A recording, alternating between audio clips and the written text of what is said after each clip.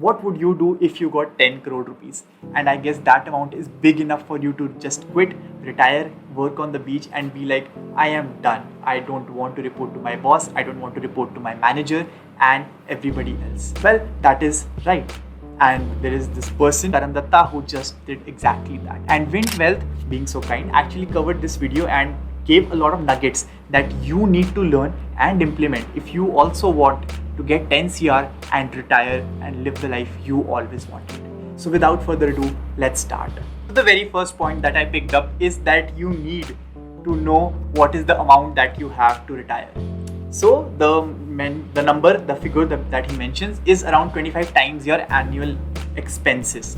So this is a very popular method known as FIRE, Financial Independence Retire Early, in the US, and that's what has been roughly translated into here.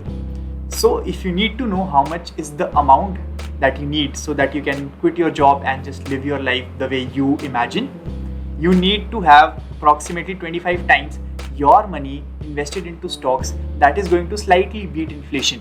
The goal is not to grow this wealth, the goal is to protect this wealth so that you can use it while you have been retired.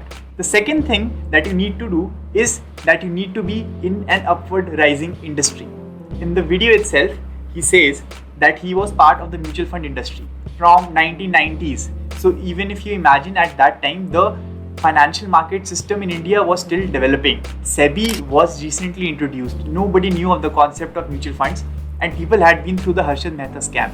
Everybody thought that stock markets is illegal or it's just so much risk that you're always going to lose your money. At that point, to take a contrarian bet and to know that this industry is going to rise is what you should know. So guys, tailwinds are really important and they are really powerful, both in stock market investing as well as in your personal life. So if you are fortunate, you should be able to get a job in an industry that is going to rise in the coming future. And not just like 1 or 2 years, you should aim for an industry that will continue to rise for say 5, 10 or even 20 years. Because when you stay that much of the course, that is when you will realize most of the value that you can derive. So for even mutual funds, people who have stuck out for 20, 25 years are the ones that have made so much money that is just mind-boggling. And even not just stocks, even people who held real estate for such long periods of time are the ones who have the actual value that you are always in awe of. So that being said, what would be some of the industries that are rising? Well, even mutual funds are going to rise. The number of mutual fund investors and stock market investors in India is in the single digits, and that number will continue to rise. So even if you are in that industry, I feel you will do really well. Then there is also places like green energy that I feel will do well for the next 2 to 3 decades. And then obviously there is technology, and I feel people over index on technology, that has been done, but I feel there is a lot more scope going ahead because technology is needed. You need to understand that economic growth comes from productivity increase, and productivity increase is derived from technology. So if you see, technologies like AI will insanely continue to improve the productivity that each and every employee will have, and that is how economic growth will be made. So if you're part of that industry, you will yourself do well because the industry in itself is booming. The third thing that you should note is that compounding is crazy.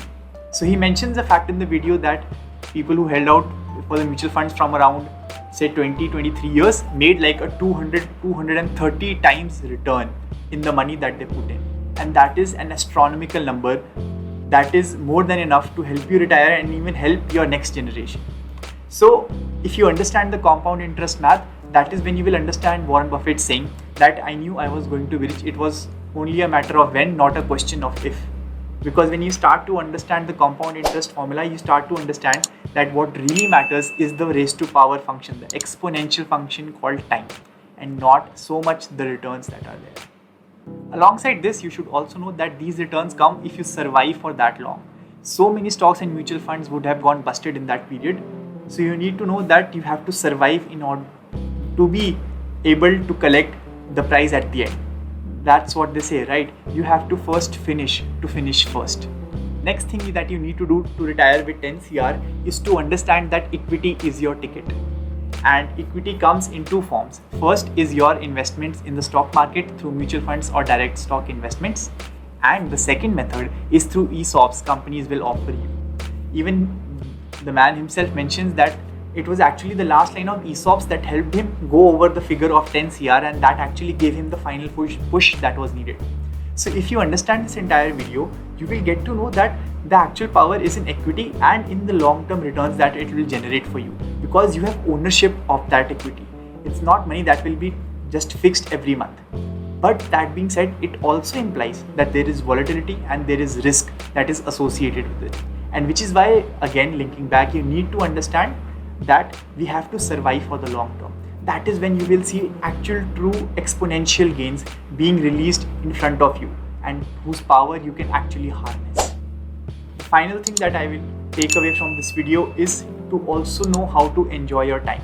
There is this mentality called Die with Zero, which was inspired from a book by the similar title, which says the end goal is not to just accumulate money and then die off to pass it on to somebody else.